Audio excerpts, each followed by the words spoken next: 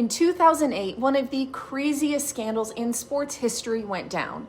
Imagine this, a pro athlete deliberately sabotaging their own race by literally crashing their car into a wall. It sounds like a movie script, but it actually happened in Formula One.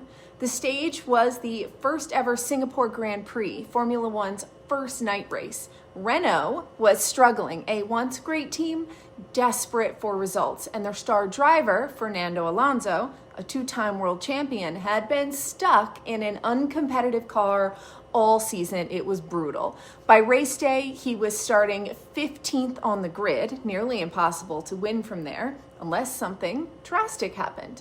On lap 14, his teammate, Nelson Piquet Jr., slammed into the wall at turn 17.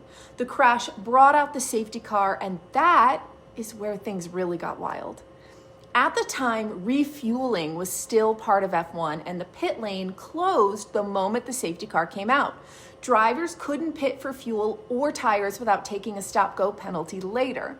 But Alonso had already pitted a few laps earlier, at a time that made no strategic sense, unless he knew what was coming. When the pit lane reopened, chaos erupted. Every car at the front rushed in at once to refuel. The pit lane was chaos, and Felipe Massa, the race leader, drove off too soon with the fuel hose still attached, dragging it down the pit lane, destroying his race. No penalty for him, but a total disaster. And Alonso, meanwhile, had already fueled up, right? Skipped the chaos entirely, and he vaulted from 15th to the front when the safety car bunched everyone up. He went on to win from 15th on the grid. It looked like one of the greatest strategic masterstrokes in F1 history. But something didn't add up. Piquet's crash looked a little strange, Drivers do make mistakes, of course, but the timing, the spot, it just brought up too many questions.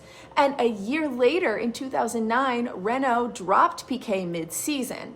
And feeling betrayed, he went public, admitting the crash was intentional. He said team principal Flavio Briatore and engineer Pat Simmons ordered it to help Alonso. And with that, one of F1's biggest scandals totally exploded. The FIA investigation confirmed it. Renault had fixed the race. Briatore was banned for life, which was later overturned. Simmons was banned for 5 years, and Renault got a suspended 2-year ban. As for Piquet, he avoided punishment altogether because he cooperated. But his F1 career was essentially dead. No team would hire him again. He did later race in Formula E, even winning its first championship, but in F1 he was done. Alonso denied knowing anything, and the FIA said that there was no evidence that he did, and so his win still officially stands. But the fallout was massive. That Singapore race may have decided the 2008 championship. Felipe Massa, who lost key points that night, ended the season 1 point short of winning the title. He's since challenged the result legally, arguing that the FIA knew about the fix and did nothing in time. The case is still being discussed today. So what do you think? Should Alonso's win still count? Do you think he knew? And what do you think is going to happen with Massa challenging the results?